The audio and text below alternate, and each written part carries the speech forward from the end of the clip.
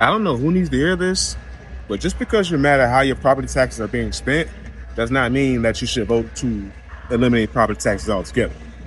Because hear me out. Your anger is not in that you have to pay property taxes. Your anger is the motherfuckers that you picked or didn't pick to spend your property taxes. And what I mean by that is the elected officials in your local municipalities make these decisions. They make the decision on which roads get addressed, how much funding gets here. Are we going to try and increase the millage rate from year to year? Your local elected officials make that decision.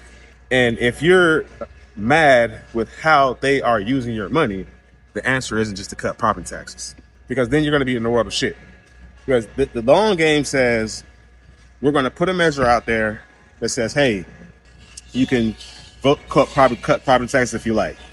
And once property taxes get cut and your community still is not getting served, what are you going to do then? Because think about it.